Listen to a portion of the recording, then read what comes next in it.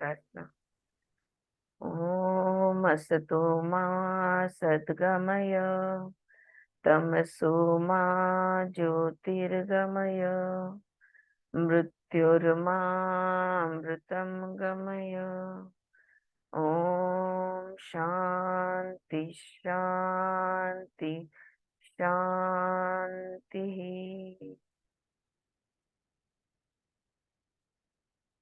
Alright, we are on page number 231. Okay, so यहाँ पे हमने जो लास्ट क्लास में हमने देखा कि ईगो को ही आत्मन समझ बैठते हैं और यही अविद्या है। और कृष्ण समझाते हैं कि कॉस्मिक इंटेलिजेंस जो है वो डिविनिटी है, डिविनिटी पेशेंस है, डिविनिटी लव है। और अगर जो मूर्ति पूजा जो हम करते हैं और भगवान को पूजा करके अगर हमारी मनोकामना पूर्ण होती है, तो ये वो कृष्ण खुद कह रहे हैं, ये तुम्हारे विश्वास का परिणाम है। वैसे तो परब्रह्म परमात्मा सर्वव्यापी है, हर तरफ है, हमारे अंदर है, हमारे बाहर है। लेकिन हमें वो महसूस नहीं होते। उनसे जुड़ने की कोशिश, यही अध्यात्म का पूरा अभ्यास है। So the ego is just an instrument to be used. It is the shell, and within the shell is the Atman, the divinity of life. जैसे मैंने बताया था कि एक घर है, वो घर के अंदर मालिक जो है वो आत्मन है। हाँ, लेकिन हमको लगता है कि द्वारपाल जो खड़ा है ईगो, यही वो उस घर का मालिक है, तो वैसे नहीं है। So now we have come to the point where we have understood what is faith, we have understood what is ego. So now let's talk about the Atman. What is divinity? That is the question. What is divinity?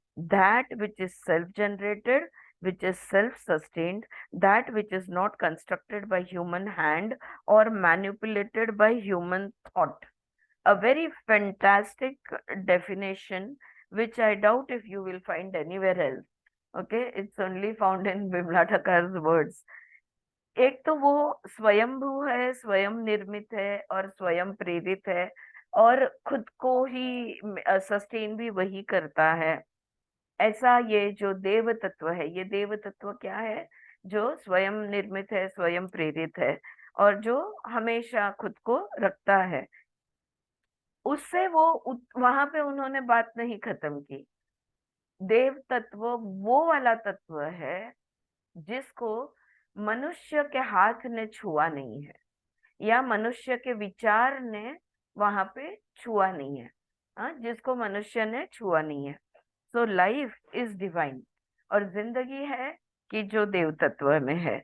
Life is divinity, देवत्व भी जिंदगी है और देव भी जिंदगी ही है। With in us is the divinity, हमारे अंदर भी देव ही है। Therefore there is a yearning with in us for Brahman, which is the cosmic divinity. पता है, बड़े बड़े क्या कहूँ अब उनको, यू कैन कॉल देम, साधक जिसको हम कहेंगे, या योगी कहेंगे, या वो आत्माएं जो लोग ने बड़ी बड़ी सिद्धि प्राप्त की है। हम्म, इस अध्यात्म के एवोल्यूशन में उन्होंने बड़ी बड़ी सिद्धियां प्राप्त की है। उनको भी अगर आप पूछोगे ना, तो तृप्ति नहीं है। Nobody is finding contentment or satisfaction. Why? Because everybody is in search of this Brahman. जब तक ब्राह्मण का अनुभव नहीं होता, जब तक हम ब्राह्मण के साथ नहीं जुड़ते, इस परब्रह्म परमात्मा के साथ नहीं जुड़ते, हम देव बन सकते हैं। लेकिन देव बनने के बाद भी हमें परब्रह्म परमात्मा का साथ तो जुड़ना ही है। हमारे यहाँ 14 लोक है, ऐसा हम कहते हैं ना।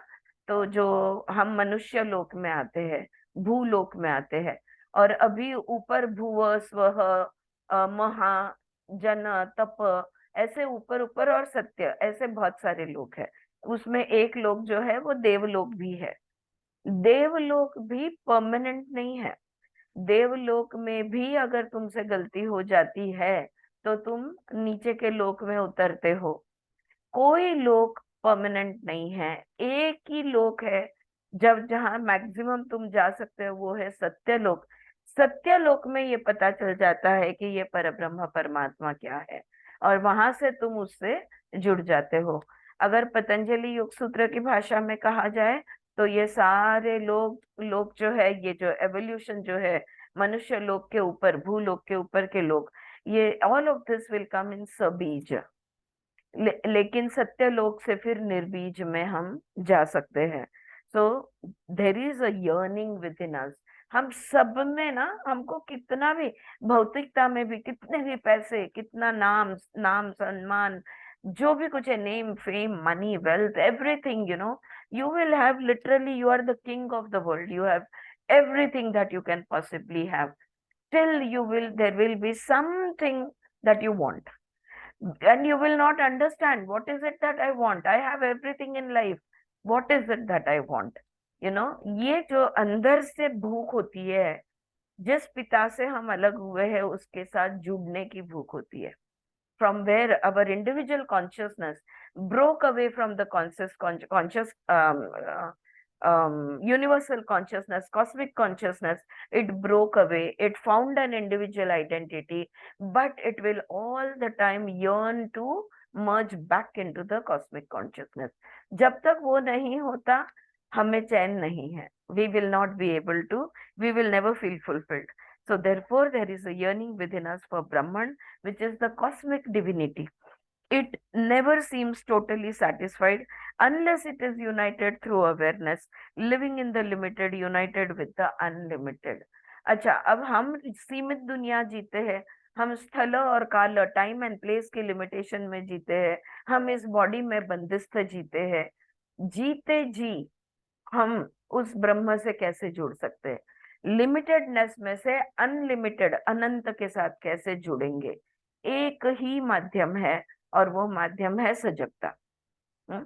एक बार सजग हो गए तुम, एक बार तुम्हें पता चल गया कि ओ, मैं तो वो एक अंश हूँ, और वो जो है वो मेरा पिता है, या यू कैन से मेरे भगवान है, या जो भी आप कहना चाहो, right? And once you understand this द्वैत, then you will, through awareness, you can merge and become advaita.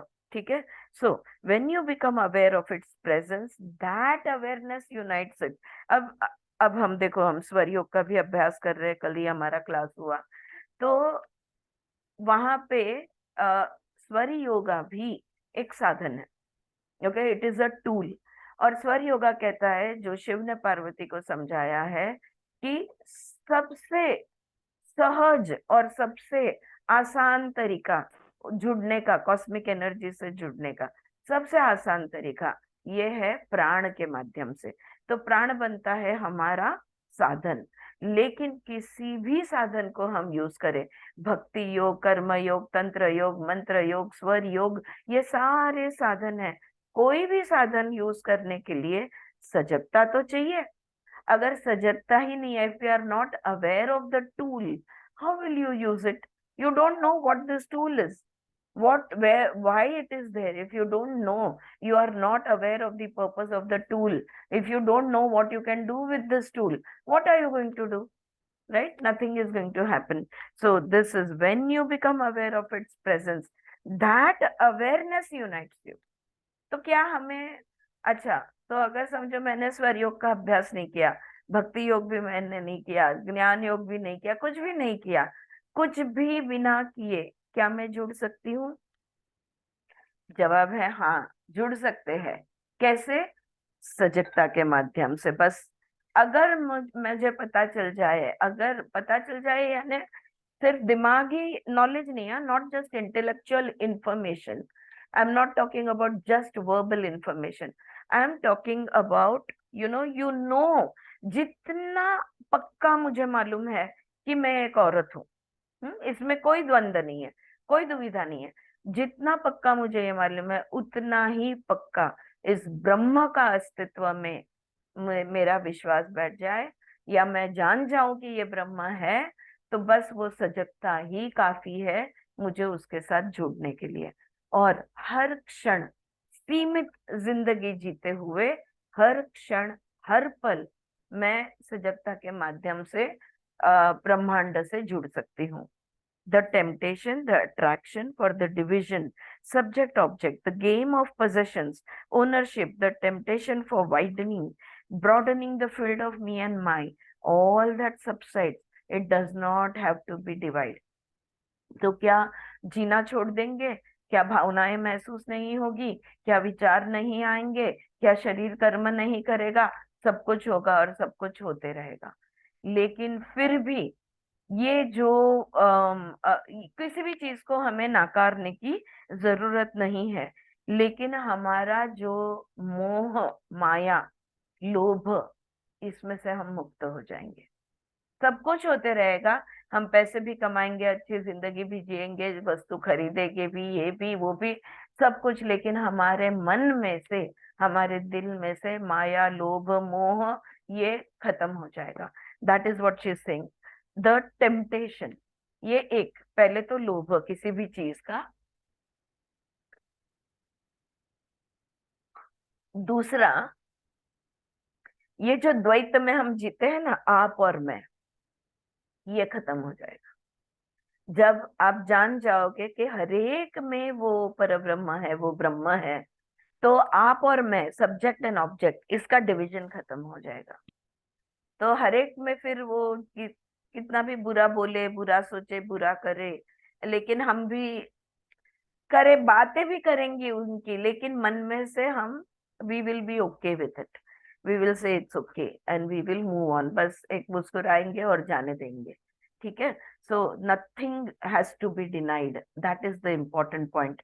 The understanding of reality causes the subsiding of identification, subsiding of all attachment। देखो ये जो है ना, ये मुद्दों को जरा आराम से समझ लो। फर्स्ट, अंडरस्टैंडिंग ऑफ रियलिटी, जब हम परम सत्य जान जाएंगे, जब हमें सत्य पता चल जाता है, तो पहले causes the subsiding of identification. ये जो मैं है ना, ये खत्म हो जाएगा, है ना ममता? बिल्कुल। तो मैंने किया, मुझसे हुआ, मैंने बोला, मैंने समझाया, मैंने, तो ये मेरा है, ये जो मैं चीज है ना, ये आइडेंटिफाई करने की जो जिद है हमारे अंदर, ये खत्म हो जाएगी। Subsiding of all attachment. दूसरी बात, हम किसी भी चीज के मोह में नहीं रहेंगे। कोई है, नहीं है, नहीं है, हुआ हुआ, नहीं हुआ नहीं हुआ, किया किया, नहीं किया नहीं किया। ओके, तो कोई भी प्रकार का राग यानी अटैचमेंट में हम नहीं रहेंगे। और तीसरी चीज है involvement with that which is false, which is untrue. कल ही क्लास के बाद हम लोग, जानवी में और स्वाति, हम लोग यही बात कर रहे थे कि उलझेंगे नहीं, क्योंकि हमारे ध्यान में आ जाता है कि ये सब माया है। हम समझ जाते हैं कि ये सारा का सारा खेल है। एक बार ये ध्यान में आ गया तो हम हंसेंगे और अलग। फिर कभी खेल क्रूर होता है, कभी खेल में हर प्रकार के कैरेक्टर्स होते हैं। कोई हेल्दीली खेलता है, कोई अनहेल्दीली खेलता है। खेल जागतिक स्तर पे होता है, खेल खानदान में होता है, खेल समाज में होता है, खेल हमारे आजू बाजू में होता है। लेकिन हम जानते हैं कि ये सब डेल्यूजन है, ये टेम्पररी ट्रुथ्स है, ये रिलेटिव ट्रुथ्स है। This is not the permanent truth. when we become aware of the permanent truth, we are no more caught up into the falsehood, into that which is untrue, and everything on the universe is temporary। हाँ, आप बोलोगे कि लेकिन solar system तो है ना, वो कहाँ जाएगा? नहीं, वो भी टेम्पररी है। अगर आप भारतीय तत्वज्ञान तो आप युगों के बारे में पढ़ोगे, तो जब युग बदलते हैं तब वो भी खत्म होता है, और ब्रह्मांड निर्मित भी होते हैं, और ब्रह्मांड पूरे के पूरे ही खत्म होते हैं। हाँ, तो दिस इज द थिंग। ये तीन बातें जो है, ये बातें हम समझ जाते हैं। जब ये बातें हम समझ जाते हैं, उसका परिणाम क्या होगा? जब हम अटैचमेंट में नहीं रहते, आइडेंटिफिकेशन में नहीं रहते, और कहीं भी उलझते नहीं, यानी इन्वॉल्वमेंट में भी नहीं रहते, तब क्या होगा? जब सत्य जानते जाते हैं, तो ये तीन चीजें हमारे साथ होती है। वो होने का परिणाम ये है, gone is the tension of duality. ये जो द्वंद्व का जो दर्द है ना, ये दर्द खत्म हो जाता है। हाँ, कि मैं कितनी अच्छी हूँ, तुम कितने बुरे हो, मैं कितनी सही हूँ, तुम कितने गलत हो। ये सारा द्वंद्व है। इसके वजह से मैं अच्छी हूं पर तुम अच्छे नहीं हो, इसका दुख मुझे होता है। Right. Okay. So in the duality all these games go on. Alright. और मैं कितना अच्छी हूँ फिर भी मेरे साथ इतना बुरा कैसे हुआ। हाँ, ये भी हम सवाल पूछते। ये सारे हमारे रोना धोना है, ये सारा हमारा दुख है। ये ये जो द्वैत है, ये जो द्वंद्व है, इसका टेंशन ही खत्म हो जाता है। बिकॉज जो भी हो रहा है सही हो रहा है, जो भी हो रहा है टेम्पररी है, जो भी हो रहा है उसमें हमें नहीं उलझना, क्योंकि हम परम सत्य क्या है ये जान चुके हैं। तो बस ये जो हमको इतना 80 साल तक जिए, 90 साल तक जिए, 100 साल तक हम जिए, हमें ये आयु बहुत बड़ी लगती है। लेकिन अगर आप कालस्थल को हटा दो तो ये तो क्षणिक है। right? Our 100 years of life on earth is like just a passing moment in the where the rotation and revolution of the planet is concerned. It's just a moment. अभी आए अभी गए, अभी था अभी नहीं है। right? So gone is the tension of duality. We have to take the two terms. अब देखो, ये जो दो शब्द है, एक है द्वैत और दूसरा है द्वंद्व। मैंने अभी बोला ना, द्वंद्व खत्म, द्वैत खत्म तो द्वंद्व खत्म। द्वैत यानी डुअलिटी, और द्वंद्व which is a subjective tension one has imagined between the two points of duality. देखो, डुअलिटी यानी द्वैत। द्वैत यानी क्या, ये नॉर्थ पोल है समझो, ये पेंसिल है, इसका ये छेद है और वो दूसरा छेद है। राइट। ये नॉर्थ पोल और ये साउथ पोल, ये हो गया डुअलिटी, या ये आधा सफेद या आधा काला, ये हो गया डुअलिटी। और द्वंद्व कब होता है, subjective tension one has imagined between the two points of duality. अब ये तो जो दो पॉइंट है, ये दो पॉइंट में ये हो सकता है, वो हो सकता है, ऐसा हो सकता है, वैसा हो सकता है। all the probabilities, all the possibilities, where is it? In my imagination, it's in my head. Okay. So duality causes dvandva in our minds because of our imagination. Like Devdutt Patnaik in his myth is equal to मिथ्या, या माई गीता में ही शायद वो कहते हैं कि मनुष्य जो है ना, दूसरे प्राणियों से अलग कैसे है या यूनिक कैसे है।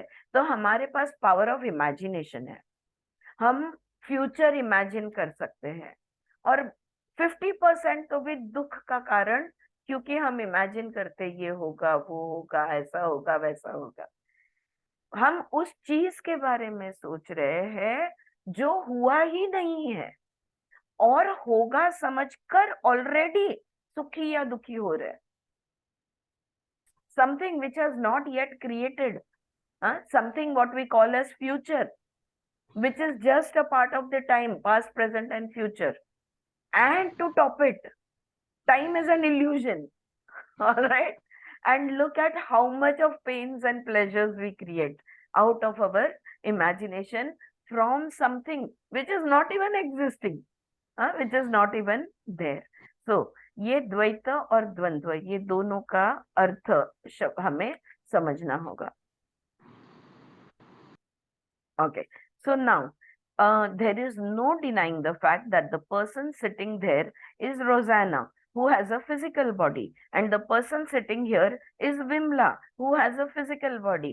आपका एक शरीर है, मेरा एक शरीर है, इसको हम बिल्कुल मना नहीं कर रहे। There is a duality between and among the between or among the objects, among the expressions of life, the manyness. ये duality है, आप भी अलग, आप अलग हो, मैं अलग हूँ। आपका एक शरीर है, मेरा एक शरीर है, ये बन गया द्वैत। हम कितने हैं, दो है, हम एक नहीं है, हम दो है। लेकिन क्या सच में हम दो है, या हमारे दो शरीर है?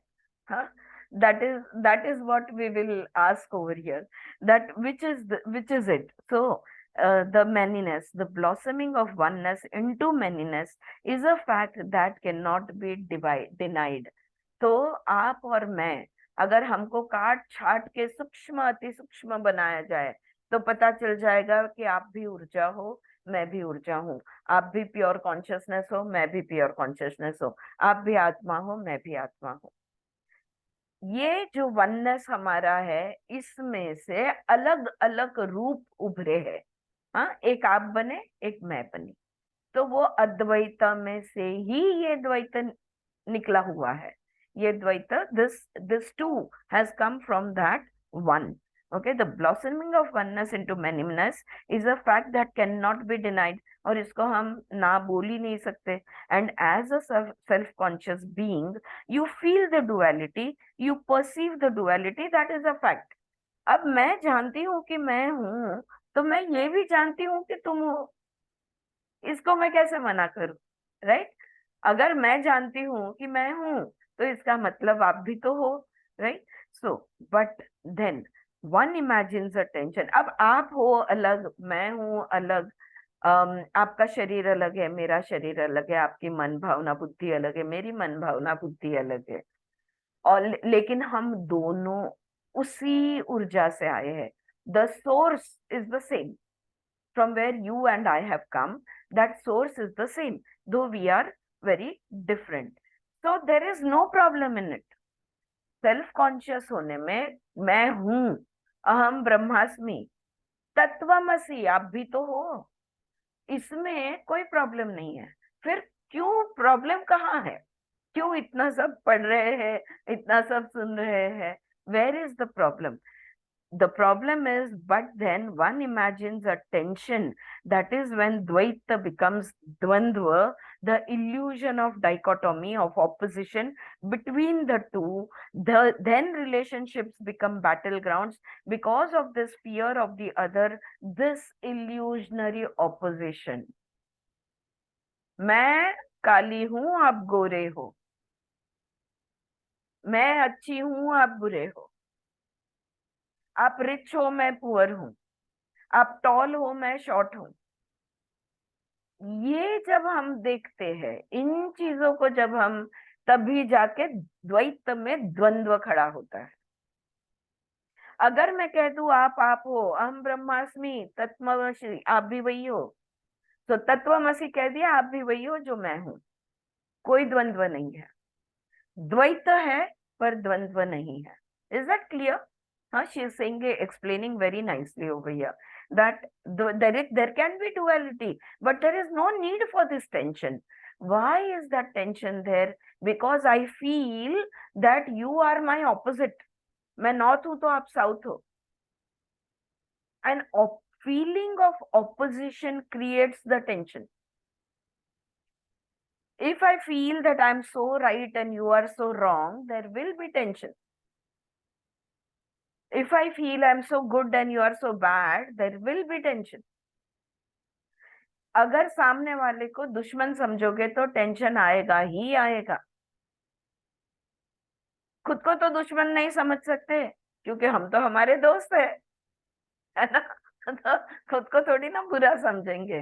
राइट? तो अगर मैं बुरी नहीं हूं, इसका मतलब आप बुरे हो। तो द्वैत है, और द्वैत में कोई प्रॉब्लम नहीं है। I am self conscious, you are self conscious, I am conscious of you, you are conscious of me. No issues, no problems. Problems, द्वंद्व happens when we think that we are opposites. Is that clear? Right? So अभी कृष्णा कहते हैं, they are free from all the tension of duality when they perceive that within the shell of the ego in each human being is that Brahman itself. यहाँ ये कृष्ण के श्लोक यहाँ पे दिया है उन्होंने। वो कह रहे हैं ये जो द्वंद्व है ना, ये पूरी तरह से मिट जाएगा जब वो समझ जाएंगे कि जो भी हम ऑपोजिट समझ रहे हैं ना, वो है ही नहीं। एक्चुअल में आप और मैं सेम है। We are on the same side, we are together, we are one.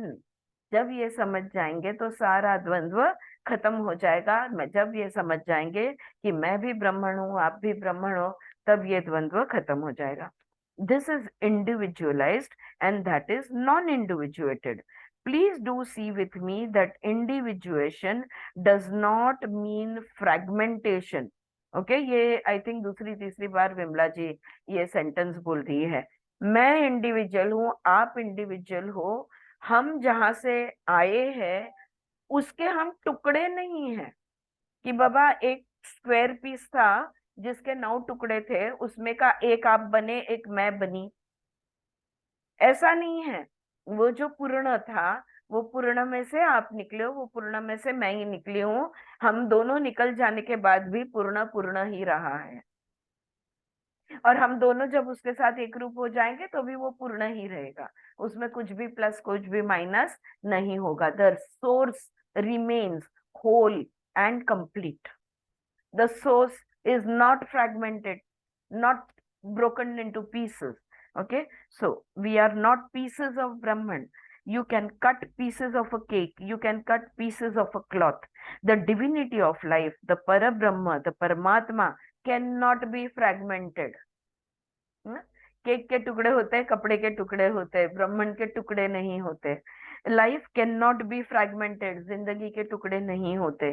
So we are not a fragment cut from Brahman, separated or isolated from it.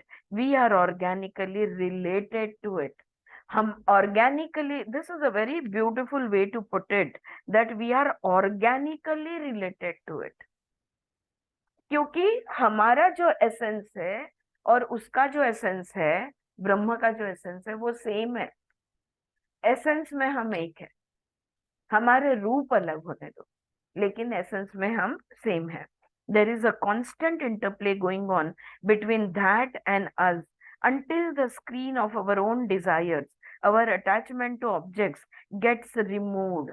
और ये इंटरप्ले, ये जो है ना, वो चलते रहेगा जब तक ये जो पर्दा लगा हुआ है ना, किस चीज के पर्दे हैं? हमारे आत्मा के ऊपर। हाँ, जो कल ही एक सूत्र हमने बात किए थे, ततक्षीयते प्रकाशा वर्णम।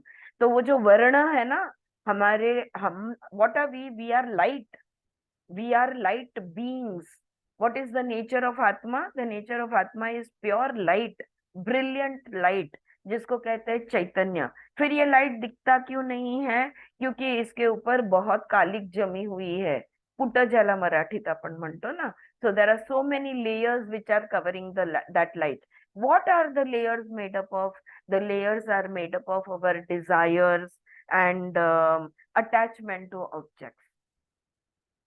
दिस इज व्हाट द, ये कालिख जो है, ये हमारी इच्छाएं अतृप्त जो रह गई है या नई जो बन रही है, और हमारा हमने जो चीजों को पकड़ के रखी है, वस्तु या व्यक्ति को, ये मेरा है, राइट? तो ये वो कालिख है।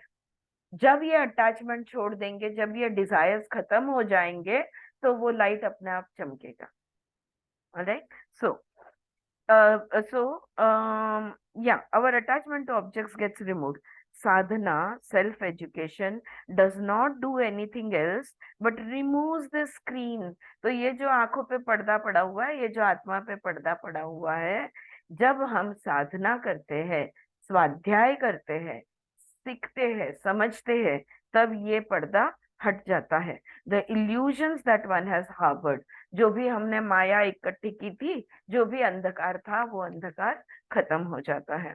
Those who have transcended the tension of duality, सारा टेंशन, अगर आपको कोई भी विषय को लेके या लाइफ में आपको आपके प्रियजनों को लेके, कहते हैं प्रियजन, जन उनको हमारे बच्चे, हमारे माँ बाप, हमारे पति पत्नी वगैरह वगैरह, इनको हम हमारे नजदीकी प्रियजन बोलते हैं।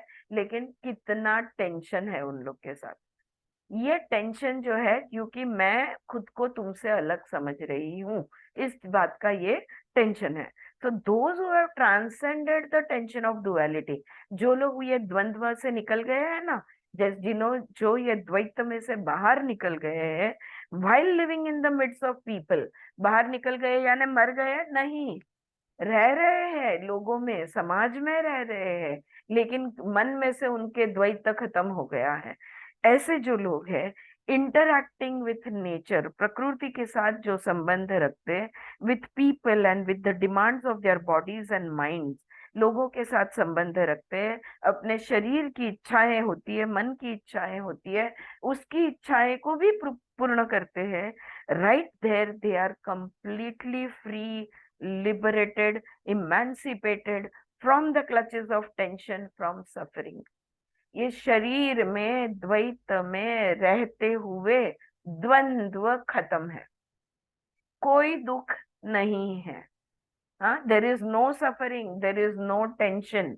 अगर तुमको तुमको किसी ने जकड़ के रखा है, तुम बंधन में हो, ऐसा अगर तुमको फील नहीं हो रहा है, what is the opposite of bandhan? The opposite of bondage is freedom. If you are not in bondage, you are free.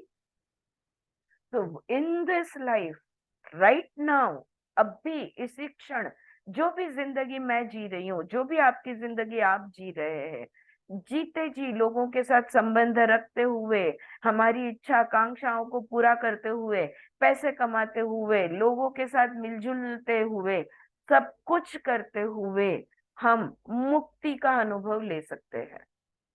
और मुक्ति, मुक्ति, out of that freedom you will do what ever you do. तो मुक्ति में जीना या बंधन में जीना, ये चॉइस है। हाँ, if the tension of duality is not there, then you are free. द्वैत में अगर द्वंद्व नहीं है तो तुम मुक्त हो, द्वैत में द्वंद्व है तो तुम बंधन में हो। Very simple Advaita Vedanta principal, very simple principle. Okay, so they are emancipated whose psychological suffering is ended completely and unconditionally. हाँ, उनको चलते चलते कांटा लगेगा, कभी हाथ कट जाएगा, कभी कहीं कुछ शरीर को तकलीफ हो जाएगी, होते रहेगा ये सब, लेकिन उनको किसी भी चीज का दुख या दर्द महसूस नहीं होगा। The suffering has ended, the pain might remain. तुम्हारा चैलेंज भी रहेगा शायद, जो भी लाइफ में डिफिकल्टीज है वो डिफिकल्टीज भी रहेगी शायद, लेकिन फिर भी तुम मुक्त हो। क्यों? क्योंकि you are in pain but you are not suffering, you are in duality but there is no dvandva. Yeah, we have to bring ourselves to that point of perfect balance where we will not experience the duality, where there will be no tension of duality. What happens to such a emancipated person? अब हमको तो बाबा हमारे सवाल खत्म ही नहीं होते। अगर मैंने द्वंद्व खत्म कर दिए, अगर मैं द्वैत से निकल गई, तो मुझे क्या मिलेगा? फिर मेरा क्या होगा अगर ऐसा हो गया तो? That is the next question. What happens to his perception and his response? ऐसा व्यक्ति जो मुक्ति में जिंदगी जी रहा है, उसका नजरिया कैसे होगा, उसका परसेप्शन कैसे होगा, उसकी प्रतिक्रियाएं कैसी होगी? हाँ, प्रतिक्रियाएं नहीं, प्रतिसाद कैसा होगा? Yeah Suchitra had given us that word, so that pratisad, response, not reaction, we are talking about response. तो उसका रेस्पॉन्स कैसा होगा? Everything is divine, it is the consummation of psychic growth, the consummation of maturity. Because there is no consummation of psychic maturity, our interaction with the cosmic intelligence does not take place properly. Okay, तो क्या होगा? हर तरफ देवत्व। अगर हम द्वंद्व से मुक्त हो गए, अगर हम मुक्ति में जिंदगी जिए हैं, तो हमारे लिए सब कुछ भगवान है। हमको जिंदगी ही दैवी लगेगी, जीना भी दैवी लगेगा, ये जीव भी दैवी लगेगा, ये दुनिया भी दैवी है, लोग भी दैवी है, सब कुछ, everything is divinity. That is what we will feel. लेकिन फिर ऐसा हम परिपूर्ण ऐसे क्यों नहीं होते? हम परिपक्व इस तरह से क्यों नहीं बनते? Why there is no consummation of psychic maturity? our interaction with the cosmic intelligence does not take place properly. क्यों हम ब्रह्म से जुड़ नहीं सकते? क्यों परब्रह्म परमात्मा से हम जुड़ नहीं पाते?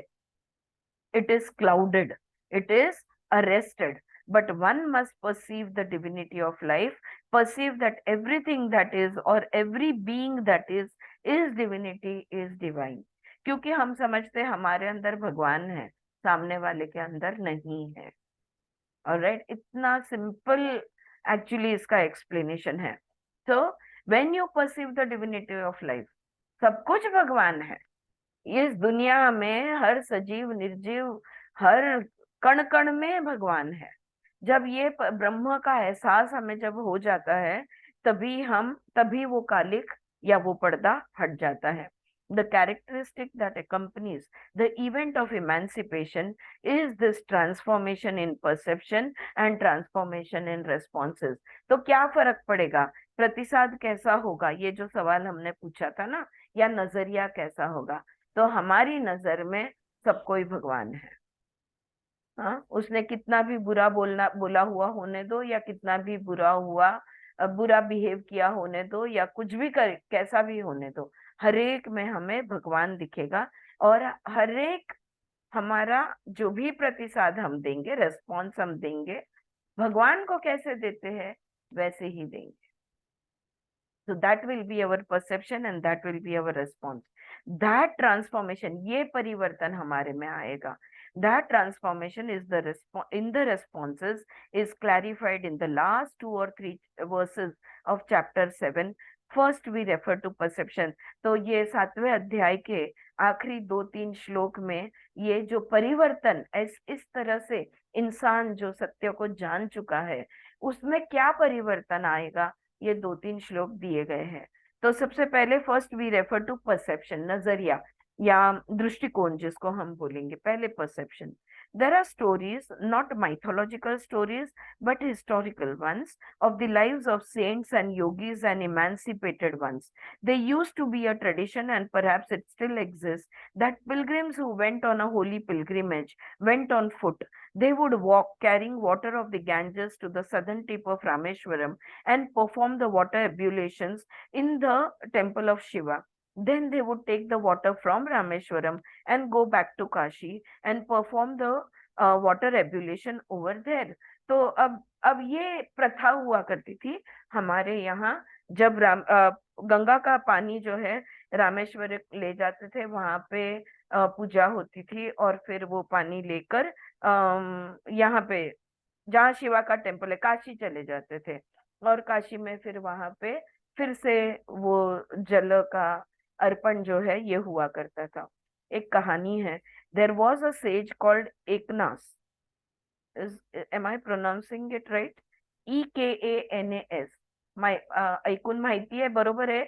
एकनास नावाचेच होते का हे साधू? सो देर वॉज अ, हा जान्हवी बोल. एकनाथ. एकनाथ नाही, हे मग एकनाथ बद्दल बोलते का? मग ई आहे ना, हा, ई मग वर. हे बहुतेक एकनाथ बद्दलच बोलते मला हा, वाटतं. पण इकडे NAS दिलंय म्हणून ते गडबड. NATH असायला पाहिजे. Eknath. Okay. There was a sage called Eknath. This sage was carrying water. बघूया. Such pilgrims always walk in groups, singing bhajans, cooking their meal somewhere under a tree. That is their way of living. So he had crossed half of India, and by the side of the road he found a donkey who was very thirsty. बरोबर, एकनाथांचीच कथा आहे हे. हाँ, सो एकनाथ जो थे वो पानी लेके, जो हम पदयात्रा बोलते हैं, या तो यहाँ पे महाराष्ट्र में हम उससे वारी कहते हैं, यू नो। अभी हमारी सुचित्रा जा रही है 18 दिन की वारी पे, 18 दिन तक चलेंगे, और वो जहाँ पे वो पूजा होगी, पंढरपुर या जहाँ भी, वहां तक वो चल कर जाएंगे। तो ये इस तरह से ये महाराष्ट्र में रीत होती है, आज भी है। ऑलराइट, तो पानी लेकर जा रहे थे। अब जब लोग साथ में चलते हैं, ग्रुप में चलते हैं, तब भजन गाना बजाना, खाना एक साथ झाड़ के नीचे पकाना, ये उतने दिन वो एक साथ ही इस तरह से जीते हैं। तो ही हैड क्रॉस, तो एकनाथ इस तरह से जा रहे थे, और आधा भारत उन्होंने चल के आधे रास्ते पहुंच गए थे। और तब उन्होंने देखा कि रोड के साइड पे एक गधा पड़ा हुआ है जो प्यास से तड़फड़ा रहा था। Okay, so who was very thirsty. He saw a donkey who was very thirsty. The other pilgrims just looked at the donkey and walked on. तो वो लोग तो, उनको तो पानी रामेश्वर या जो भी जहां भी काशी लेके जाना है, तो कोई रुकने को तैयार नहीं, क्योंकि इतना दूर वो यात्रा कर रहे हैं, वो भी पानी उठा के लेके जा रहे हैं। तो गधे की तरफ किसी ने ध्यान नहीं दिया, चलते रहे। But Eknath stopped and gave the water to the donkey, and the donkey was so happy drinking that water. तो एकनाथ रुके, उन्होंने अपने घड़े का पानी उस गधे को पिलाया और गधा शांत हो गया। But his companions got wild. लेकिन उनके साथ ग्रुप में जो दूसरे लोग थे उनको बहुत गुस्सा आया। वो बोले you have brought that holy water for the Holi purpose, ये पवित्र पानी है जो पवित्र काम के लिए ले जा रहे हैं, and now you have given it to the donkey, और ये पवित्र पानी तुमने गधे को पिला दिया। एकनाथ आंसर्ड, एकनाथ ने जवाब दिया, the lord has come here, Kashi से भगवान यहाँ पे आए हैं। I do not have to walk any further, मुझे अभी और आगे चलने की जरूरत ही नहीं है, भगवान खुद चलकर पानी पीने मेरे पास आ गए। The Lord from Rameshwar has come here and he has asked for water. Rameshwar से भगवान उठकर मंदिर से निकलकर मेरे पास पानी, मेरे हाथ का पानी पीने यहाँ पे वो आ गए हैं, और उन्होंने मुझसे पानी मांगा तो मैं उनको कैसे ना देता, right? That was his perception. So this is, it is not a belief, ये कोई विश्वास की बात नहीं है, ये तुम लाइफ को या किसी भी एक्शन को किस नजरिए से देखते हो, ये उसकी बात होती है। He was a great scholar. He has had written many commentaries on holy classics. He did not do it on impulse. He said the Lord came from Rameshwar and asked for the water. Right? और एक, अगर मैं आपको दृष्टिकोण की अगर हम लोग बात करते हैं तो देखो, अच्छा, सवाल ये होता है कि इस तरह से दृष्टिकोण क्या हमने हमेशा ही रखना है, या हमारा दृष्टिकोण बदलने के लिए बहुत समय लगेगा? कोई कहेगा 1 महीना लगेगा, पता नहीं कितने साल लगेंगे, कोई कहेगा अरे इसमें तो जन्म निकल जाएंगे। लेकिन for that I will give you the example of Valmiki. हाँ, जो वाल्या नाम का, he was a robber, he was a highway robber, और उसने जब ये बुद्ध को या वट एवर साधु को उसने जब लूटना चाहा, तो उसने सिर्फ एक ही सवाल पूछा, बोला आप जो भी मेरे से चाहते हो ना मैं आपको दे देता हूँ, लेकिन आप ये जो काम कर रहे हो आप किसके लिए कर रहे हो? तो बोले मेरे बीवी बच्चों के लिए कर रहा हूँ। तो बोले जाओ उनको पूछ के आओ कि अब ये जो आप कर रहे हो इसमें से जो भी पाप या कर्म फल जो भी बनेगा, क्या वो फल के हिस्सेदार बनने को तैयार है? उनको पूछ के आओ। गए पूछने, बीवी बोली अरे यार, हमको खाना, हमारा पेट कैसे भरना तुम्हारी जवाबदारी है, अगर तुम चोर लुटेरे हो तो उसमें हमारा क्या कसूर है? आपका तो, आपका धर्म है कि आप हमारी जरूरतों को पूरे करो, तो वो तो पाप तो सब आपका, आपको ही देखना पड़ेगा, इस कर्म का फल सिर्फ और सिर्फ आपको होगा। जब वो देखो, एक मतलब एक क्षण में, एक इंसिडेंट में, एक इवेंट में, एक सिचुएशन में वो व्यक्ति परिवर्तित हो गया। जानबूझकर मैं ये बोल रही हूँ, पर पता नहीं क्यों, पर लास्ट फ्यू डेज ऐसा हो रहा है कि कोई ना कोई किसी न किसी चीज के बारे में जब मैं अद्वैत या जो भी कुछ ऐसे बात करती हूँ तो कहते हैं अरे यार वो होने को तो कितना समय लगेगा, अभी इतना एक दिन में थोड़ी ना बदलाव आएगा, एक दिन में नहीं एक क्षण में बदलाव आता है। अगर जो आप पढ़ रहे हो, सुन रहे हो, अगर वो हमारे गले उतर गया तो द्वैत से 1 सेकंड में हम अद्वैत में पहुंच सकते हैं। हाँ, so my dear friends, I just want to assure you that it can happen any moment, maybe even the next moment. Yeah, so you have to believe, it's not about belief also, it is just a transformation that is happening, right? So कि जब जब एकनाथ ने कहा the Lord came from Rameshwar and asked for water, what does that mean? Eknath जब कहते हैं कि भगवान खुद आए, उन्होंने मुझसे पानी मांगा, तो वो क्या कहना चाहते हैं? He perceived that a donkey is the creation of Brahma as much as he was. कौन सा दृष्टिकोण है? अगर मैं ब्रह्म हूं तो यह गधा भी तो ब्रह्म है, ये वाला दृष्टिकोण। Why should he take the water to the temple and the idol there? क्यों वो मंदिर और उस मूर्ति तक पहुंचाने की जरूरत है? If he had not seen the donkey it would be a different matter. अगर वो प्यासा गधा उनको नहीं दिखता तो वो अलग बात बनती, लेकिन उन्हें दिखा ना, it would be, but he saw it there by the road side, और ये देखते हुए उसको नजरअंदाज करके कैसे जा सकते हैं हम? है ना? हमारे सामने कोई प्यासा है और हम चले मूर्ति पे अर्पण करने, और वो भी मंदिर में, किसी पत्थर की मंदिर, पत्थर का मूर्ति, और यहाँ ब्रह्म खुद यहाँ पे हाजिर है, right? The worship of the Lord was fulfilled by satisfying the need of the donkey. बस हो गए उनके दर्शन, यहीं पे हो गए उनके दर्शन, उनकी यात्रा खत्म हुई. You see, this is the perception of the emancipated. ये किसका, ये जो अद्वैत में जीता है ना, उसमें उसका दृष्टिकोण ऐसा होता है. परसेप्शन गेट्स ट्रांसफॉर्म, दृष्टिकोण बदल जाता है, परिवर्तित हो जाता है. And that transformation is reflected in your movements and relations from morning till night. वो जो, यस, है ना Shanti, such a fantastic way to put it. वो जो परिवर्तन है वो तुम्हारे हर चीज में दिखेगा, तुम्हारे हर क्रिया में दिखेगी, तुम्हारे हर शब्द में दिखेगा, तुम्हारा हर बिहेवियर में दिखेगा. सुबह से लेके शाम ये जो तुम अद्वैत में जी रहे हो, सारे संबंधों में ये परिवर्तन नजर आएगा. ऑलराइट, ठीक है, यहाँ तक बात क्लियर है. नाउ लेट अस प्रोसीड, आगे बढ़ते हैं. ये एक तो हमने परसेप्शन, क्या होगा, हमने क्या बात की थी कि जब सत्य समझ जाता है, दो चीजें, एक परसेप्शन और एक रेस्पॉन्स, ये दो चीजों की बात की थी, दृष्टिकोण और प्रतिसाद. अब दृष्टिकोण clear, right, perception you are clear, how the perception transforms. So what happens to the responses. अब प्रतिसाद का कैसे होता है, देखो. One who has transcended the tension of duality has transcended the glamour of the world and the three gunas.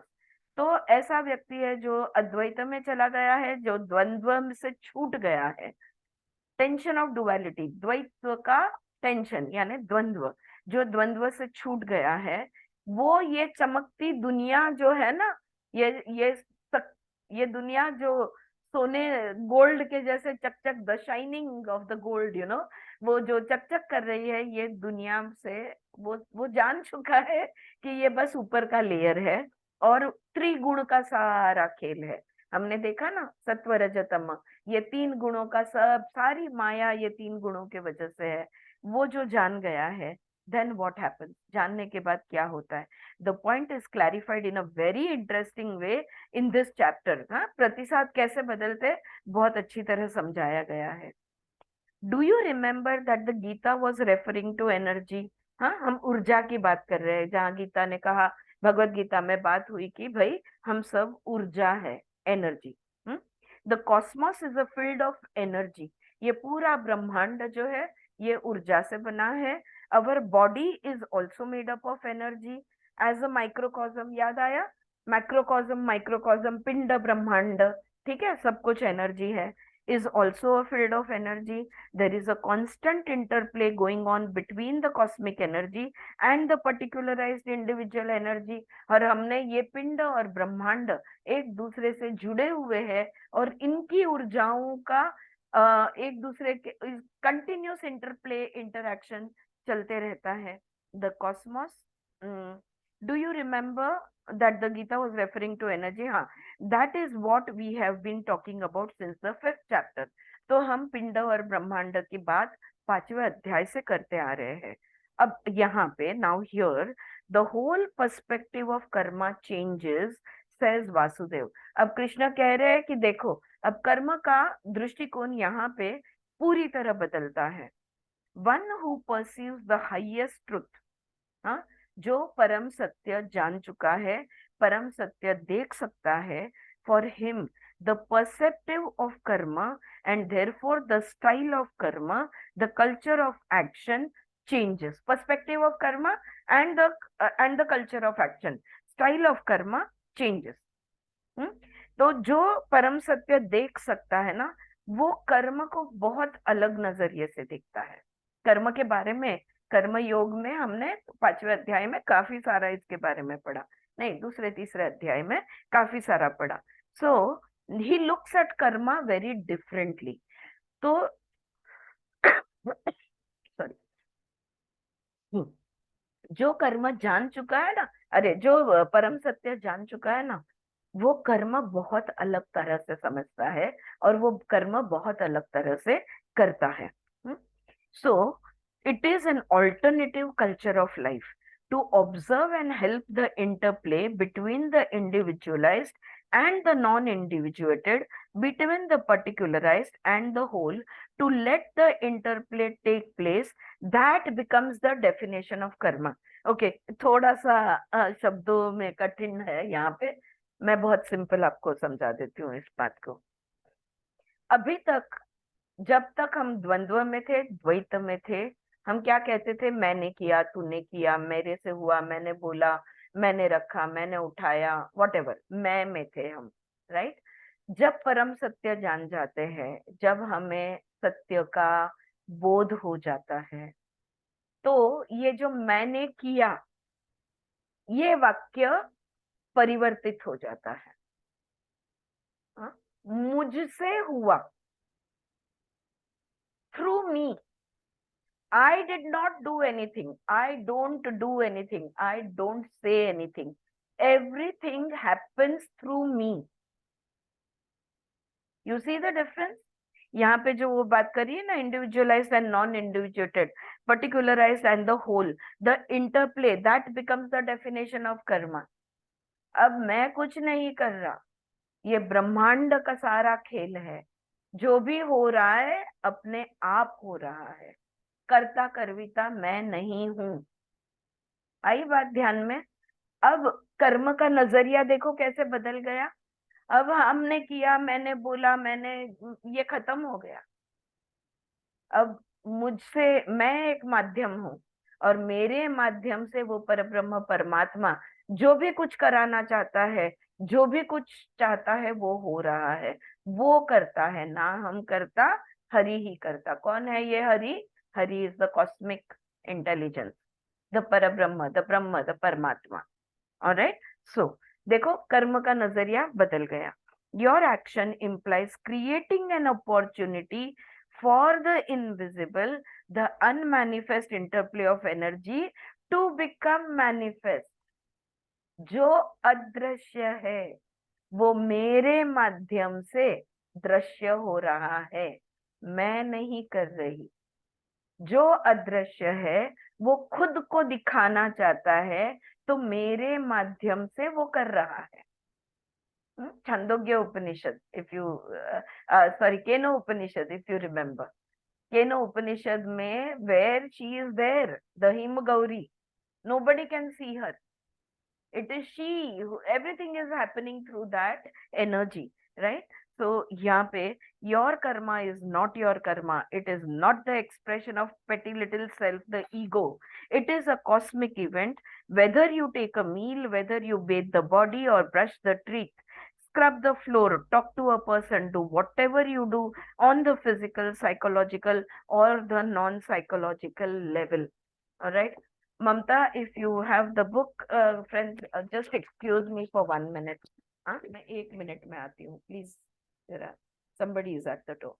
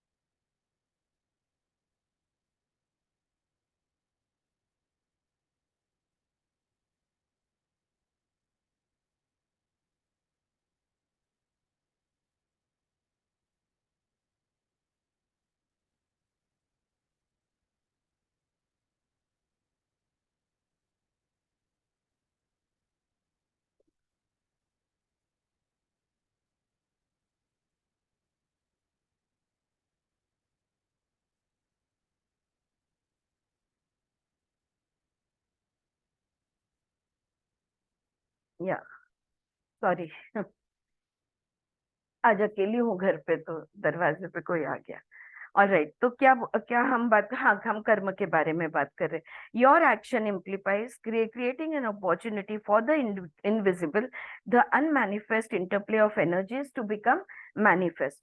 Your karma, one sec, हाँ, your karma is not your Karma.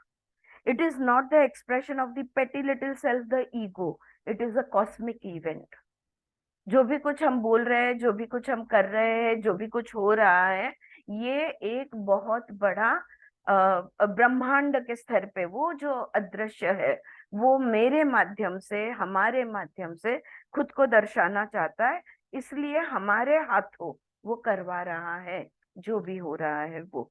Whether you take a मील, फिर अगर खाना खा रहे हो या नहा रहे हो या ब्रश कर रहे हो या झाड़ू पोछा कर रहे हो या किसी से बात कर रहे हो, फिजिकल लेवल पे, साइकोलॉजिकल लेवल पे या नॉन साइकोलॉजिकल लेवल पे, कोई भी स्तर पे, you become an instrument in creating an opportunity for the manifestation of the unmanifest interplay between the individual and the total, the individual and the whole, the particular and the total. That is your karma. तो ये जो प्रतिसाद हम अब समझने की कोशिश कर रहे हैं ना, कि हमारे रेस्पॉन्सेस कैसे होंगे, एक बार जब हम परम सत्य जान जाते हैं, जब हम समझ जाते हैं कि भाई हम तो कुछ भी नहीं है, वो ब्रह्म जो है उसने हमें रूप दिया है और जो भी करवाएगा वो हमारे माध्यम से करवा रहा है, ये सब उसका है, मेरा कुछ भी नहीं है। तो वो जो हमारे माध्यम से करवा रहा है, जो भी हो रहा है वो उसकी मर्जी से हो रहा है। मैं करने वाला कोई नहीं है। The ego self, the small little ego self, that is gone, and so you become an instrument, right. तो तुम साधन बन जाते हो और तुम मध्यम बन जाते हो, यही कर्म है। You are no longer driven or pushed by desires for fleeting pleasures or momentary games, that has disappeared. अभी तो हमें कोई मतलब, हम सुख के पीछे नहीं है।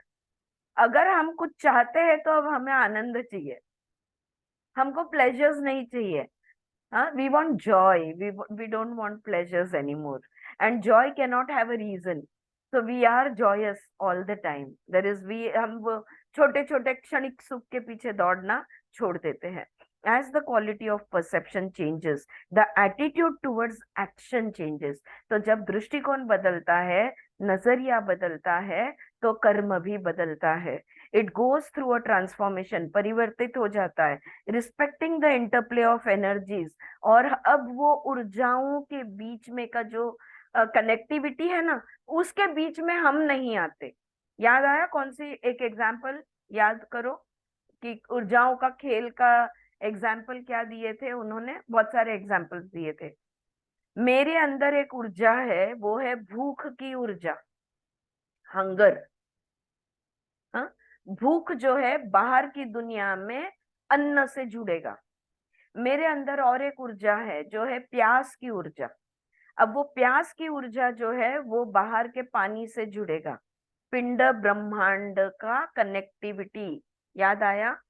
सो how all these energies, there are all these energies that are within me.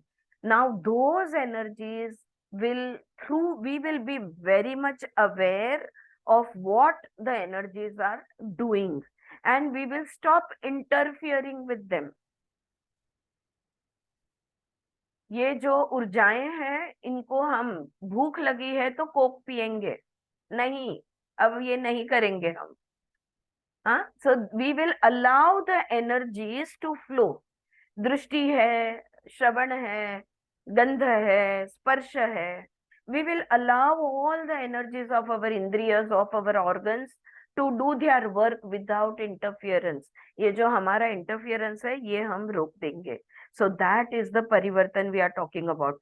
As the quality of perception changes, the attitude towards action changes. It goes through a transformation, respecting the interplay of energies.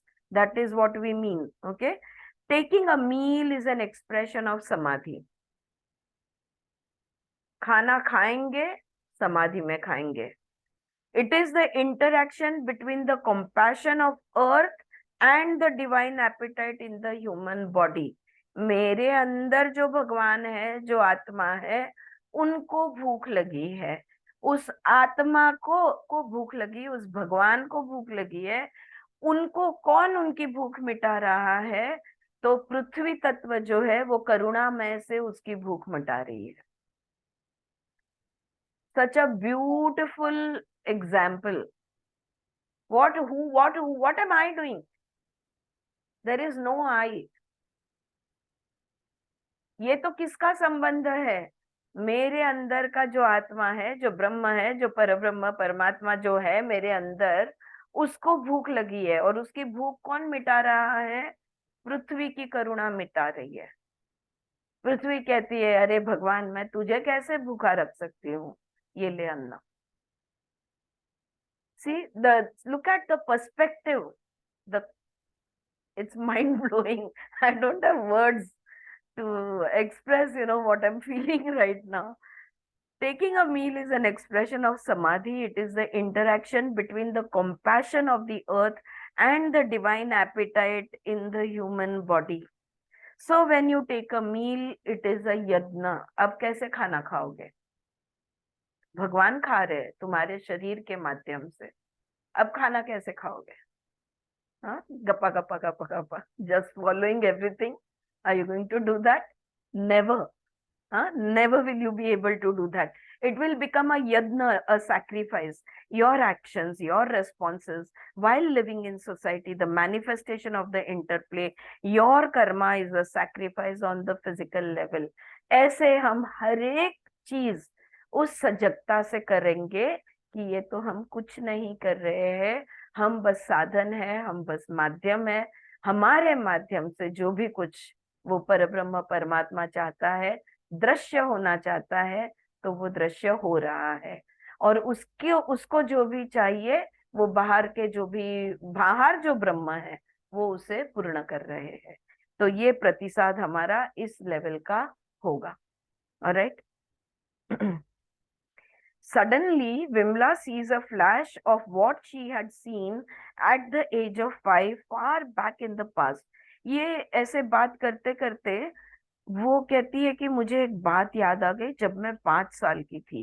When her mother or grandmother would go to the kitchen, they would touch the piece of wood on the stove, and I would ask them why they did that. तो वो लकड़ी जो है ना, वो लकड़ी चूल्हे को ऐसे टच करते थे खाना पकाने से पहले. हाँ, उनके घर में ये रिचुअल हुआ करती थी. उनकी जो माँ थी, उनकी दादी थी, वो ऐसा किया करती थी. They would touch the piece of wood on the stove and I would ask why did they do that. मैं उनको पूछती थी कि आप ये क्यों कर रहे हो. They would say the wood is God. ये जो लकड़ी है ना, ये भगवान है. It cooks the meal for us. और भगवान हमारे लिए खाना पकाते हैं. Okay, look at it. Fire too was something holy. आज भी मेरे घर में, मेरे यहाँ पे हम जब गणेश उत्सव होता है, हमारे यहाँ गणपति होते हैं, तो तभी तो मतलब होता ही है, बीच बीच में भी होता है, लेकिन तब तो हमें गैस की पूजा. अब हमारे पास गैस आ गए, राइट, बर्नर आ गए. तुम स्टव चलाओ, गैस चलाओ, चूल्हा चलाओ, लकड़ी का जलाओ, गैस का जलाओ, काय का भी जलाओ, लेकिन अग्नि तो वही है ना. तो अग्नि तत्व की तो पूजा होनी ही है. तो भोग अग्नि को भी हम चढ़ाते हैं. हम्म. तो सब कुछ एक पत्ते पे रखते हैं, जो भी हमने प्रसाद के तौर पे हमने जो भी बनाया है, नैवेद्य जिसको कहते हैं, और वो अग्नि पे रख के वो अग्नि को अर्पण किया जाता है.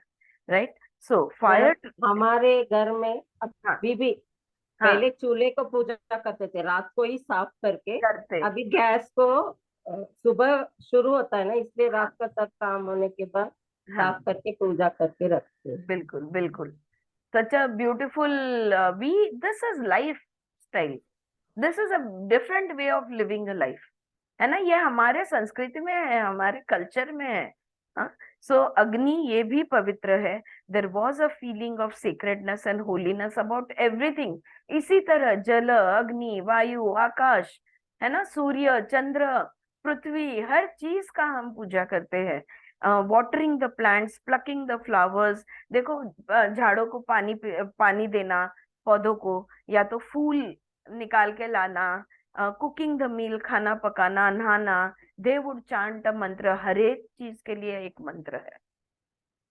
और वो मंत्र बोले बगैर खाना नहीं खाएंगे, वो मंत्र बोल, नहाते नहाते वो मंत्र बोला जाता है, खाते वक्त, नहाते वक्त, जो भी कुछ करते हैं हर चीज के लिए एक मंत्र है. This transformation in perception and transformation in the quality of your action gives the flavor of sacredness, holiness to your whole life. तो ये जो हमारे दृष्टि में, जो दृष्टिकोण में या नजरिए में जो परिवर्तन होता है, परसेप्शन में जो ट्रांसफॉर्मेशन होता है, और हमारे कर्म को देखने में जो ट्रांसफॉर्मेशन होता है, यानी हमारे प्रतिसाद में, रेस्पॉन्सेस में जो ट्रांसफॉर्मेशन होता है, उसके वजह से हमारी पूरी जिंदगी को एक पवित्र सुगंध, एक there is a perfume of holiness to our whole life. पूरी जिंदगी ही हमारी वो परफ्यूम उसको आ जाता है. व्हेनेवर यू मूव, फिर अगर तुम ही कुछ खुद सुगंधी हो, तो तुम जहां भी जाओगे, wherever you move, your presence has the perfume of sacredness. हाँ, तो हमारे जहां भी हम जाएंगे तो हमारे साथ वो पवित्रता चलती है, वो शुद्धता, वो शुभ जिसको हम कहते हैं, वो शुभ हर जगह पे चलती है. जहां भी हम जाते हैं, सिर्फ उतना नहीं, हमारे नजर में भी वो होती है. योर ग्लैंसेस, योर वर्ड्स, शब्दों में भी वही होती है. They have a kind of holiness. हमारी हर नजर, हमारा हर शब्द और हमारा हर हलचल, मूवमेंट, हमारे जो भी गति हम करते हैं, हर चीज में एक देवत्व होता है, एक होलीनेस होता है. Without that touch of sanctity, secretness, there is no charm in living. और अगर तुम्हारा जीना शुभ नहीं है, शुद्ध नहीं है, अगर तुम्हारे जीने में देवत्व का सुगंध नहीं है, तो वो जिंदगी क्या जीना, तो जिए तो क्या जिए. ये सवाल है. So, without that touch of sanctity, sacredness, there is no charm in living. Mechanical, repetitive activity being driven, pushed, pulled in many directions by impulses, desires, etc. That is not living. The Gita says that the physical action becomes a sacrifice on the invisible, the occult, and the transcendental level. Now, what is that action on the invisible, the occult, the transcendental level? Let us spend a moment or two on this. Bhagavad Gita कहती है कि शारीरिक हर गतिविधियां आपकी, हर आपकी हालचाल जो है, ये एक यज्ञ बन जाती है. और जब इस तरह से यज्ञ बन जाती है, तो एक महापरिवर्तन होता है. और वो जो अदृश्य है, जो परा है, हाँ, उस लेवल पे एक्शन हमारे चले जाते हैं, हमारा कर्म उस लेवल का होता है. क्या मतलब हुआ, कुछ क्षण जरा इसको समझ ले. Supposing you are living with a great sense of responsibility, being very alert, sensitive, and as to your understanding, you are doing things correctly, your motivations are correct, no distortions, no imbalances, no impurities, and yet the action, the relationship bring a completely contradictory result, unimagined by you, inconceivable for you.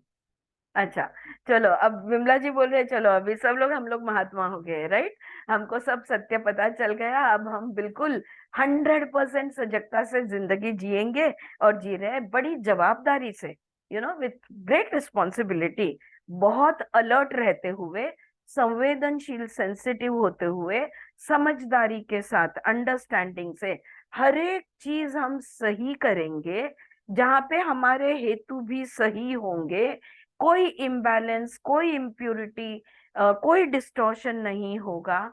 और इस अवस्था में जो भी करना है हम करेंगे. और फिर भी अगर जो भी तुम्हारे करने का परिणाम जो है वो बिल्कुल उल्टा निकला, सब कुछ तुमने सही करते हुए अगर परिणाम पूरी तरह से उल्टा निकला, I can see what Janvi is going through right now, तो you are very much with me. अगर पूरी तरह से उल्टा निकला तो क्या होगा, तुमने इमेजिन भी नहीं किया था. कि इतना अच्छा मैंने सब कुछ किया, सही किया, शुद्ध किया, सब कुछ किया, लेकिन ये तो परिणाम क्या आ गया? Okay, there was no distortion in the motivation for action, nothing, and yet there is an absolutely contradictory, inconceivable result. सोचा भी नहीं था कि इसका परिणाम इतना भयंकर होगा। और अगर ऐसा परिणाम आ जाता है तो क्या क्या होगा? अब क्या होगा? Right? Generally we blame the other person who causes all that. पहले हम क्या करते थे? हम सामने वाले को बोलते थे मैंने तो सब सही किया, भैया तूने ही गड़बड़ कर दी है, हाँ, जो भी गलत हुआ वो तुम्हारे वजह से हुआ। तो हम सामने वाले को ब्लेम कर देते थे। The suffering, the insult, the humiliation, the condemnation etcetera, जो भी लज्जित हम होंगे, जो भी हमको दुख होगा, ये जो भी हमारा मतलब हमारी इज्जत का जो भी होगा, वो हम बोलेंगे तुम्हारे वजह से हुआ, हम सामने वाले के वजह से हुआ, ये बोलेंगे। द गीता सेज दैट, या पहले बोले बोले थे, right? The Gita says that the motivation to hurt, to cause a scandal, the motivation to insult और humiliate, all this has some background somewhere in the past. You must have been born 100 times in your journey, and the other person also. Somewhere this enmity or ill will, this gap in communication must have existed. It is a continuity. तो सब कुछ सही, पूरी सजगता से, पूरी responsibility से, पूरा गुड इंटेंशन से हमने जो भी किया, उसका इतना बुरा परिणाम हुआ। तो इसका मैं क्या समझू इसको? पहले तो ठीक है, चलो सामने वाले को ब्लेम करके फ्री हो जाते थे कि तुम्हारी वजह से हुआ, मैंने तो सब सही किया। अब मैं ये लज्जा, ये दुख, ये दर्द लेकर कहाँ जाऊं? तो गीता कहती है अब ये समझ लो कि ये एक ही जिंदगी, अब भी जो तुम कुछ हो, अब भी जो तुम कुछ कर रहे हो, उतना ही नहीं है। इस व्यक्ति के साथ जो भी कुछ हुआ तुम्हारा, इसके पहले तुमने कभी ना कभी किसी जन्म में इसको तकलीफ दी होगी। आज तुम सही कर रहे हो सब कुछ, पर फिर भी उसने तुम्हें तकलीफ दी। तो ये सारा कर्म का खेल है, ये कोई एक जन्म का खेल नहीं है। ये अनेक संबंध हमने दो व्यक्तियों के बीच में अनेक रीत से हम जुड़े थे, अलग अलग जन्म में अलग अलग संबंध हमने बांधे थे, तब उसने जो किया, हमने जो किया, what ever happened, so this is the result of that. उस कर्म का मेरा ये फल है। अभी तो मैंने सब कुछ सही किया है, फिर भी अगर फल अचाहा किंवा बुरा फल, अगर बुरा नतीजा आता है, तो that is come from back through your past interaction in some other birth. That is how it works. So it somewhere this enmity or ill will, this gap in communication must have existed. It is a continuity. तो तभी हम क्या बोलते हैं घर घर में, हमारे घर में भी मैंने ये वाक्य बहुत बार सुने हैं कि वो गए जन्म का ऋणानुबंध होगा, जाने दो, खत्म करो, हमने तो सब सही किया ना, लेकिन जाने दो, कुछ पे बैक बाकी रहेगा, वो दे दिया करके समझ लो और बात खत्म करो, है ना? Isn't this a very transformative instead of playing the blame game? हाँ ममता, instead of playing the blame game, just उसके साथ समझौता कर लो, बात को खत्म करो, राइट? वो दुख दर्द को याद कर करके कैरी फॉरवर्ड नहीं करना है। कहीं किस जन्म में देने का बाकी रह गया होगा, अभी दे रहे हैं, दे लेते हैं, right? If this occult aspect of relationship and their inexplicable distortions and imbalances is appreciated, if this occult aspect is understood, then you do not react to violence by violence. You do not repay hatred by hatred. You put a stop there because you do not want to give it any more continuity. वही बात जो मैंने अभी बोली ना, खत्म करो, इसको कंटिन्यूस नहीं रखना है। अगर ये बात हम समझ सकते हैं कि अनेक जन्मों का हमारा नाता है, अनेक जन्म में हमारा इंटरेक्शन रहा है, तो हम बोलेंगे, हम उसको ब्लेम गेम में हम नहीं उतरेंगे। हम, उसने हमको दुखाया तो अब हम उसको दुखाएंगे, उसने हम द्वेष किया तो हम भी द्वेष करेंगे, नहीं, हम इन सब बातों को खत्म करेंगे। हम बोलेंगे we do not want to give it any more continuity.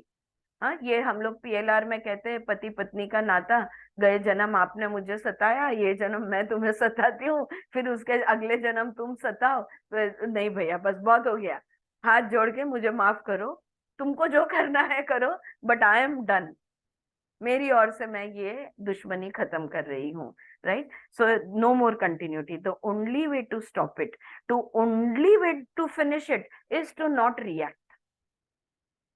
कोई भी संबंध, जो भी कर्म बंधन तुम्हारे होंगे, वो अगर खत्म करना चाहते हो तो उसके बारे में सोचना, महसूस करना, दुख दर्द में रहना, दिमाग में कंप्लेन्स करना, उसको उसके वो सब करना बंद कर दो, रिएक्शन सारे बंद कर दो, अपने आप संबंध कर्म बंधन खत्म हो जाएगा। Reaction keeps it continued, we don't want continuity. So we stop it over here. The only way to stop it, to finish with it, is not to react. Resist not evil with evil. If somebody hits you on the cheek, give the other cheek. If somebody asks for a shirt, give it to him. Jesus of Nazareth was not a stupid person. He had a dynamic approach to peace. ये Jesus ने बताया था। एक गाल दिया, दूसरा दे दो। Shirt मांगा है, जो मांगा है दे दो। ये उन्होंने डायनामिक अप्रोच टू पीस।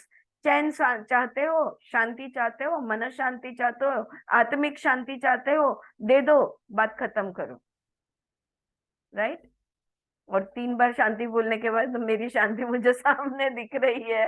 हमारे हमारे ग्रुप में शांति हमेशा होती है, तो अच्छा है। शांति, just making a joke on you. Yeah. The simplicity of life that he talked about, or his new dynamics of human relationships, we, his children, have not understood. और हम लोग जीसस की इस बात को समझ नहीं पाए, nor have we understood the teachings of Buddha about non violence. और ये अहिंसा का जो बुद्धा ने पाठ पढ़ाया, इसको भी हम नहीं समझ पाए। आज भी मैं मतलब कभी कोई होता है, कभी डिस्कशंस में 4 अलग अलग प्रकार के लोग इकट्ठे हो जाते हैं, तो आता है कि कहते हैं कि ये क्या बोलते हैं, गोली का जवाब गोली से देना है। What do you say, there is the saying, you know, tit for tat ना, या टिट फॉर टैट, और या लातों का जवाब बातों से नहीं, लातों से ही देना है, वगैरह वगैरह।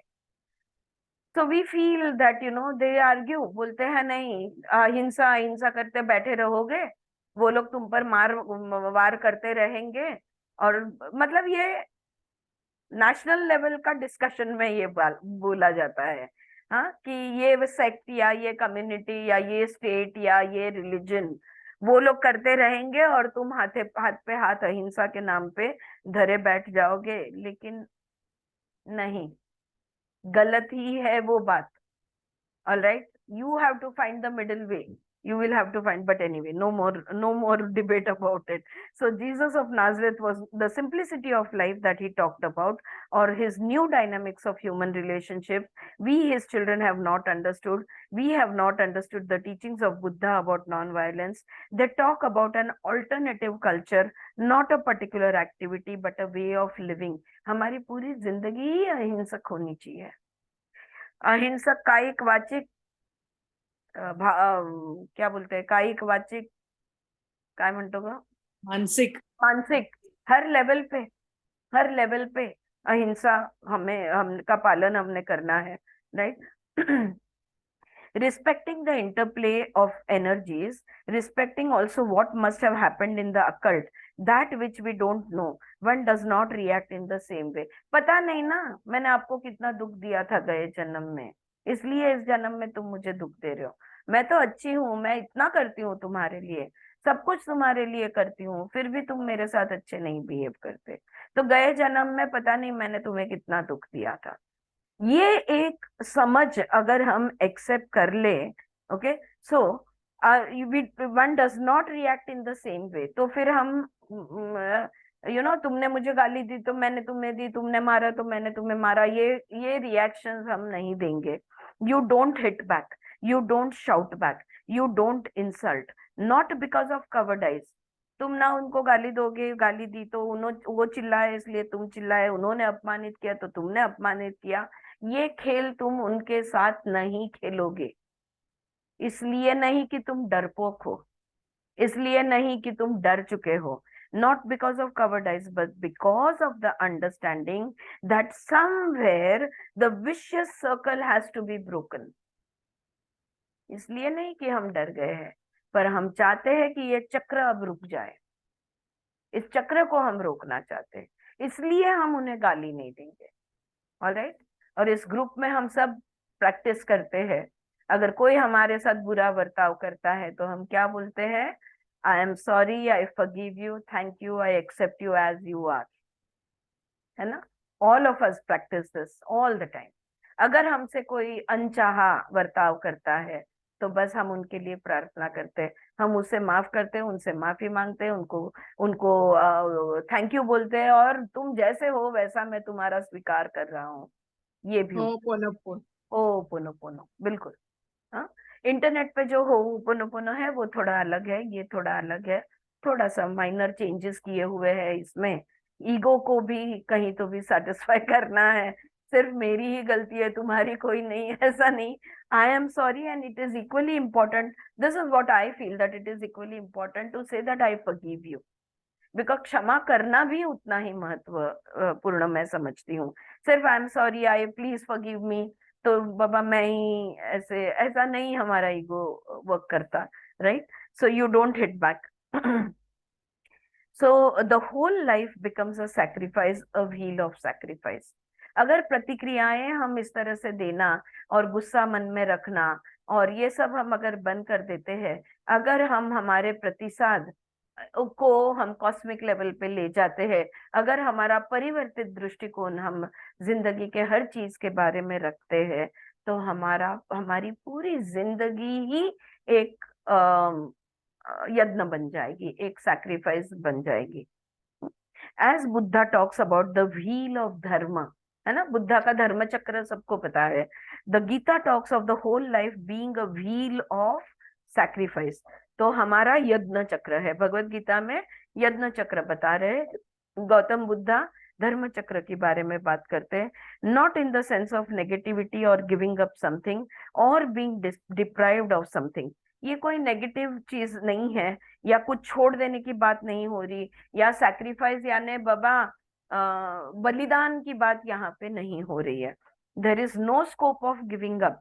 कुछ भी छोड़कर नहीं चलता और कुछ भी धरकर नहीं चलता।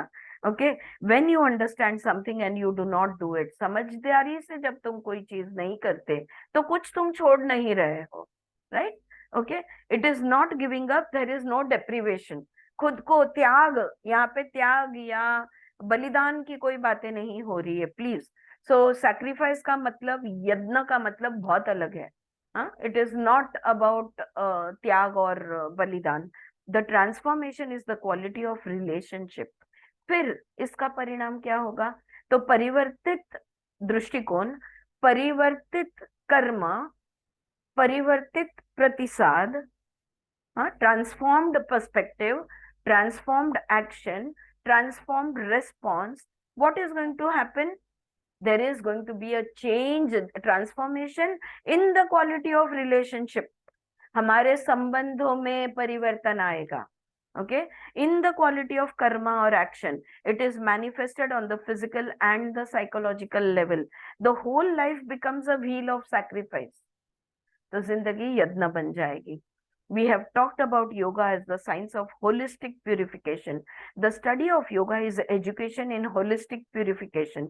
Purification, जब हम लोग योग में शुद्धि शुद्धि शुद्धि के बारे में बात करते हैं, हाँ, शारीरिक शुद्धि क्रियाएं, मन शुद्धि के बारे में बात करते हैं, बुद्धि की विवेक डेवलप करने के बारे में बात करती है, वो भी वो developing the discriminatory power of the mind, that is also kind of शुद्धि। जब विवेक जागृत करने की बात करते हैं, लोअर कॉन्शियसनेस से हायर कॉन्शियसनेस में जाने की बात करते हैं, ये सारी बातें जो है, ये सारी शुद्धि क्रियाएं ही है। और जब हम इस योग में ऐसे इस तरह के शुद्धि, हर पहलू की शुद्धि के बारे में जब हम बात करते हैं, The study of yoga is education in holistic purification, purification in perception, response, purification in action. ये बन जाता है जो योग है, ये बन जाता है विज्ञान योग. ज्ञान योग क्या बन जाएगा? विज्ञान योग. इस अध्याय का नाम ही ज्ञान विज्ञान योग है. तो पहले तो ज्ञान था, लेकिन जब परिवर्तन आता है, संबंधों में परिवर्तन आता है, हर वस्तु व्यक्ति विषय के साथ जब हम जुड़ते हैं, परिवर्तित तरह से जुड़ते हैं. When we connect to anything and everything in life, we are a transformed person. हम वाल्या थे, हम वाल्मीकि बन गए हैं, right? So in a transformed state, we are going to connect to life in a very different way, in a very pure way. Now what are we doing? We have shifted from Jnana Yoga to Vijnana Yoga. This is Vijnana Yoga. Vijnana Yoga along with Raja Yoga, along with Hatha Yoga, becomes really the sacred avenue for total emancipation, for unconditional emancipation. निर्बीज समाधि जाते हो, ले लो. इस तरह से निर्बीज समाधि ले सकते हो. विज्ञान योग यानी ज्ञान के साथ राजयोग, समाधि उसके साथ हठ योग, सारे योग को कंबाइन कर लो. एक में एक जुड़े हुए ही है वैसे भी तो वो, राइट? हम देखो, हम सब योगा टीचर्स, हम लोग ने सबने टीचर्स ट्रेनिंग कोर्स किए, टीटीसी प्रोग्राम से लेके आज हम इस पॉइंट तक आए जो है, तो ये ज्ञान का विज्ञान में रूपांतर ही तो है. और इसके साथ हम रेगुलर मेडिटेशन करेंगे, साधना करेंगे, यानी कि राजयोग करेंगे, और हठ योग करेंगे, यानी सूर्य और चंद्र को बैलेंस करेंगे, स्वर योग साधेंगे. जब ऐसा है तो निर्वित समाधि तो सहज है. जीते जी हम निर्वित समाधि में जा सकते हैं. I will say we can find complete emancipation. In the last part of this chapter, 1 verse speaks of divinity as timeless. Okay, एक और मुद्दा सिर्फ बचता है, लेकिन वो हम कल उठाएंगे. It's time up. यहाँ पे हम रुकते हैं. Can you give me 5 minutes more? It's just 3 paragraphs. ये chapter खत्म कर लूँ, 5 मिनट ले लूँ. All right, thank you. Okay, in the last part of this chapter, 1 verse speaks of divinity as timeless. The reality of life is timeless, and being timeless, there is simultaneity of all the events that are occurring. देखो, समय है ही नहीं, timelessness है, because time is an illusion. और अगर time नहीं है तो जो भी कुछ हो रहा है वो एक साथ हो रहा है, एक ही क्षण में, एक ही साथ. इसको कहते हैं साइमल्टेनिटी ऑफ टाइम.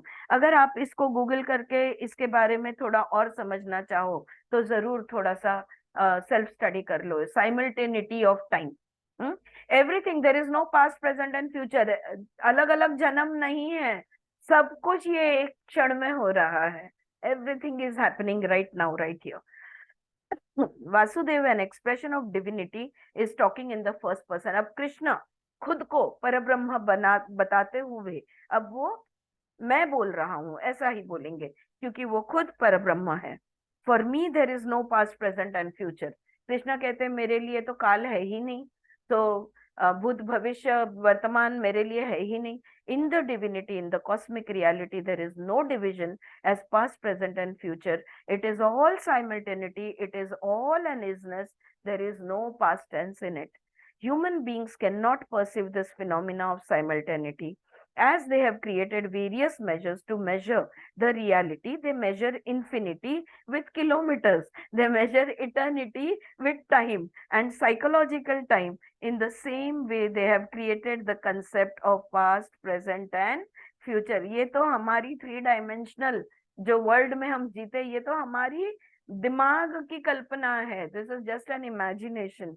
हाँ, कि हम अनंत को भी किलोमीटर में गिनना चाहते हैं, तो ये हमारी लिमिटेडनेस है. हमारा ब्रेन जो है ना, वो अनंत को समझ नहीं सकता.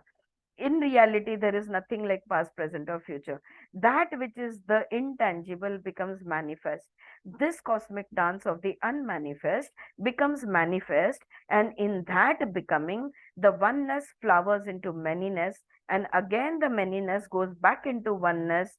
कृष्ण कहते हैं, Arjuna, it has ever been like this, there is neither birth no death हो अर्जुना। कृष्ण कह रहे हैं जो नहीं था वो है, जो है वो वापस जो नहीं में चला जाएगा। हाँ, नहीं से सब कुछ, शून्य में से सब कुछ आया, सब कुछ शून्य में वापस चला जाएगा। कोई काल नहीं है, कोई जन्म कोई मृत्यु नहीं है Arjun, because you cannot see the phenomena of wholeness.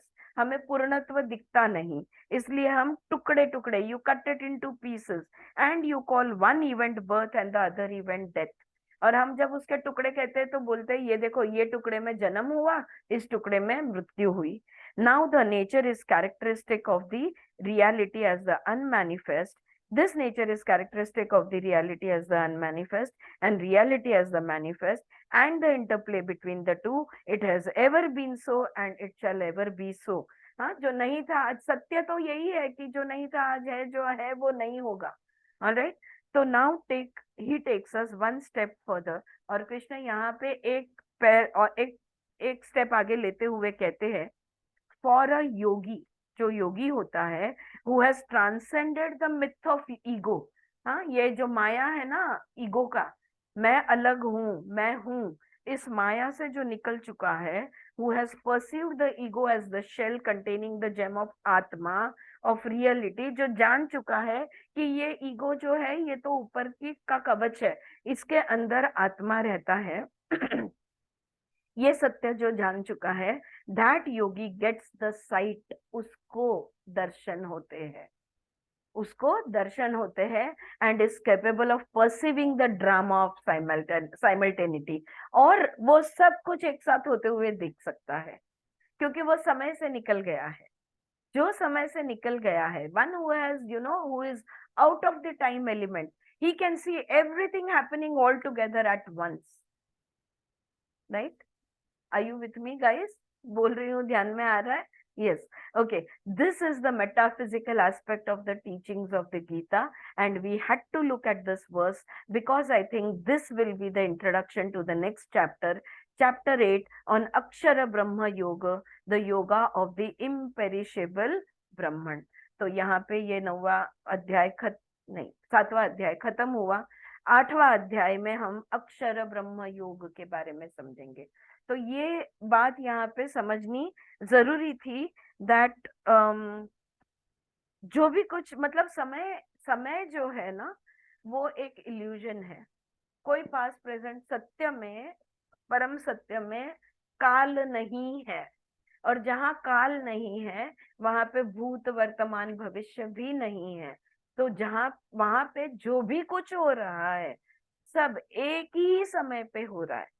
हमें ऐसा लगता है कल, आज और कल, हमें लगता है गए जन्म, इस जन्म, अगले जन्म, ऐसा कुछ भी नहीं है। सब कुछ एक साथ हो रहा है, और जो परब्रह्म परमात्मा को जान चुका है, जो सत्य समझ चुका है, उसको ये दिख सकता है। और इस तरह से जो है, जैसा है वैसा जब हम देखते हैं, तो उसे सिर्फ दृष्टि नहीं कहते, उसे दर्शन कहते हैं, क्योंकि दर्शन जो है ये हमेशा सत्य के होते हैं। ऑलराइट, ये चैप्टर यहाँ पे खत्म हुआ, और कल हम अगला चैप्टर लेंगे। Thank you very much for giving me this extra time. Yes Mamta, so beautifully now it has been explained, really it's worth applauding, it's such a beautiful thing, and thank you once again all of you for being with me when I read this. पारायण करायला पाहिजे ma'am. पारायण करायला पाहिजे, निदान एवढी 4 पानं जरी रोज रोज परत परत एकदा वाचली तरी होईल. तरी कधीतरी दर्शन होतील आपल्याला, है ना? Rashmi, thank you so much for joining us. Okay, it's always good to see you there on the screen, listening with so much attention. And Shanti, you too. All of you, all of you. All right, I shall just stop here, and I will see you tomorrow. Thank you.